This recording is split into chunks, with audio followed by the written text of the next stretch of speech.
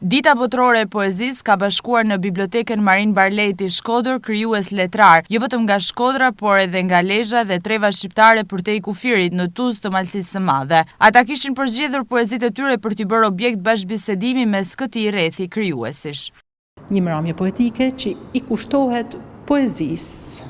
I kushtohet poezisë shqipe dhe i kushtohet veçanërisht poezisë shkruar nga poetët e këtij qyteti.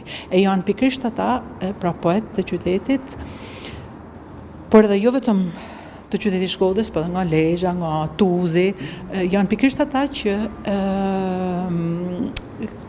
kanë me përkujtu këtë ditë nëpërmjet poezisë tyne, nëpërmjet zonit tyne, nëpërmjet pjesëmarrjes tyne në konkretisht në sallën Koliçi, pra Biblioteka Marin Barleti, si në shumë raste dhe evente, e feston ditën e poezisë. Nga Tuzi kishte ardhur edhe Sidorela Berishaj, e cila është gjithashtu mësuese letërsisë në gjimnazin e zonës.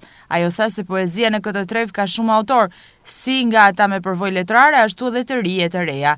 Ndaj e vlerëson mjaft pozitiv këtë organizim në Shkodër për t'i dhënë një hon të përbashkët poezisë.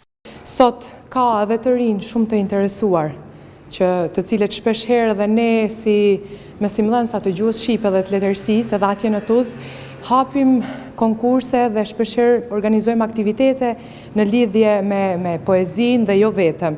Dhe mund them që interesimi është edhe i lartë, kanë nxënësa të cilët janë të aftë në këtë drejtim dhe shkruajnë, shpeshherë i botojmë, kemi edhe pjesën, sepse unë faktikisht punoj edhe në gjimnaz, po jam edhe jap mësime edhe në shkollën nënvjeçare.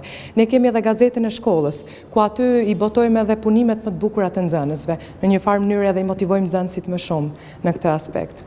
Gjatë këtij bashkëbisedimi, shkrimtarët veçuan poezi edhe nga më të larmishme, të shkruara në kohë dhe nga autorë të ndryshëm deri në ditët e sotme. Këto dëshmojnë se poezia shqipe tashmë është një pasuri krijuese e konsoliduar në kulturën tonë kombëtare, e cila vazhdon të pastrurohet nga talente të reja, si brenda vendit, ashtu edhe në treva shqiptare për te i kufirit dhe në diasporë.